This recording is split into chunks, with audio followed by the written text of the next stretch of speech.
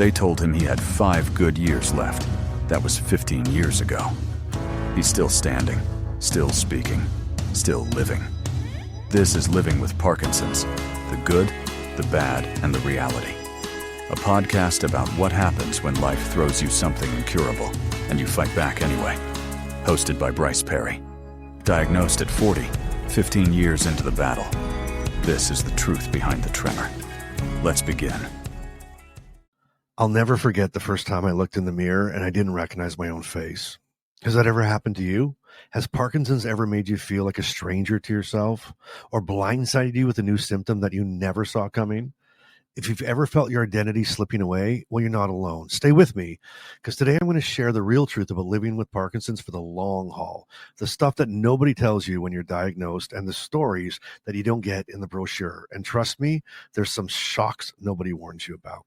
Hey, I'm Bryce, and welcome to Living with Parkinson's, the good, the bad, and the reality. And if you're new here, I'm so glad you found us. On this channel, it's not about sugarcoating. It's about surviving and thriving with a little bit of humor and a lot of heart. And if you want real stories, not just the highlights, hit subscribe and share the moment that Parkinson's most surprised you, or maybe even the craziest thing it's ever thrown your way.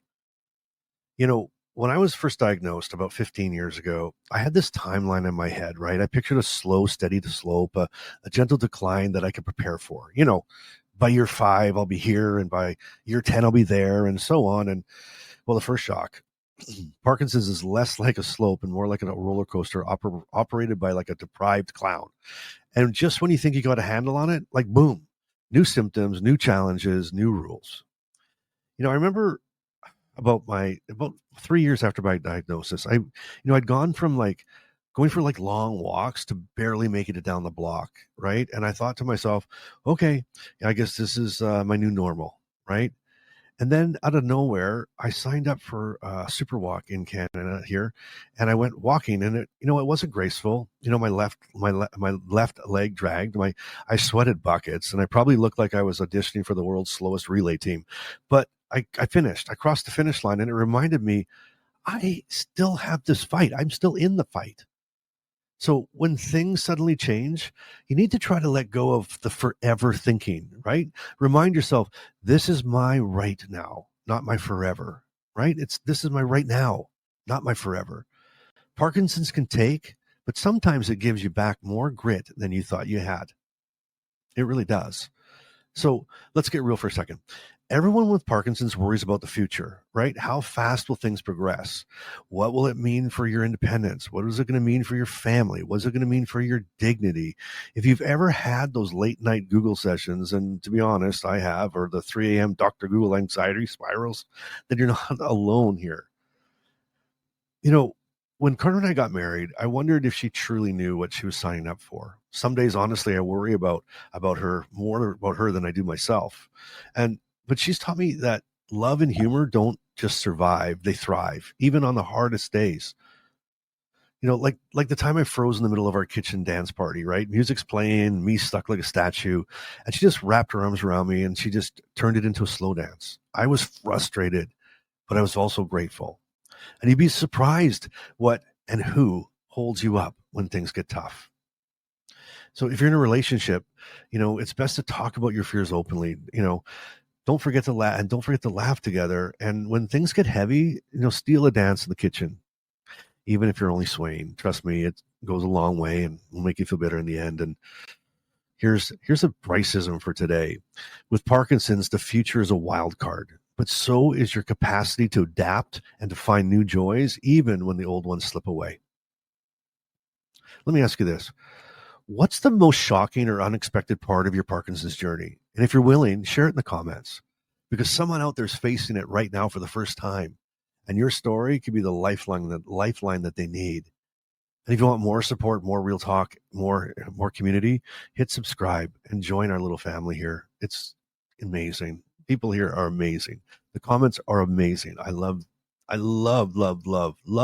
this community. So here's another thing. My symptoms haven't gotten worse, right? They've gotten creative. You know, 1 year was tremoring, then it was freezing, then now it's coming the facial masking. And the day that I saw this group photo and I realized my smile was gone, that hit me like a ton of bricks, right? I didn't just lose an expression. I lost a piece of how I connected with the world. And it took me a while, a long while. But those moments are forcing me to reach out to others who get it, like you. And I've learned it's okay to grieve and it's okay to ask for help and it's okay to miss the old you. It really is. Someone wrote me one time, someone wrote me, from the channel, and they said, I used to hide my symptoms, but when I finally talked about them, my family became my biggest cheerleaders. If you ever found support in an unexpected place, you'll find it, but you won't find it unless you talk about it. Okay? You won't. Here's a tip. Document changes, right? Not just for you. Document your changes, not just for your doctor, but for yourself. I talk a lot about this, and you're probably getting sick and tired of me saying this, but you have to start journaling. You have to write things down. And if you don't like writing, then speak them into your notes app on your phone or turn anything on and just record yourself. But I always tell you to keep notes and these like journals for your doctor, right? Any changes, like document them, right? Here is a change today. And then what led to that change, what led up, how did you sleep, what you ate, right? So how did you take your meds? How did you take your meds today? How did you sleep? What'd you eat? Right? Little notes, and then what happened, right? But I always tell you to keep that for your doctor. But I want you to also think about it for yourself. Keeping a journal, right? Or these few notes on your phone, that's what helps you spot patterns, right? And it's a reminder that every phase is temporary. See, there's the other thing too. If you write them down and spot the changes, there's things to look back and say, oh, look at that. Look at what was happening that week, but it's not happening anymore this week. So then you can start looking at things as a right now thing rather than a rest of my life thing. Okay. And let yourself feel everything. Let me say that again. Let yourself feel everything. Long-term Parkinson's isn't just physical. It's mental and it's emotional. It's a marathon and it's not a sprint. And there are days that I feel angry. Absolutely. And there's days I feel proud. And there's days I've completely broken down in the car after a rough doctor's appointment. One day I had a tough appointment, right? Where nothing seemed to go right. And I sat in my parked car and I just let the tears come. And I remember the stranger was walking by and knocked on my window and handed me a tissue. Didn't say a word. Just gave me a look that kind of said, hey, I see you. And, sometimes it's that smallest kindness that just pulls you back to hope. And it did something to me in that moment. I can't describe it, but it was just, I felt different. And I was like, oh, you know what? And anyway, that person knows who they were. I didn't know them. It was just random, but it was incredible. It was incredible. So let yourself feel. And remember I said, let yourself feel everything. Anger, grief, joy, relief, right? And if you need to cry, cry. And if you need to laugh at yourself, do it. Your emotions aren't wrong. They're just real.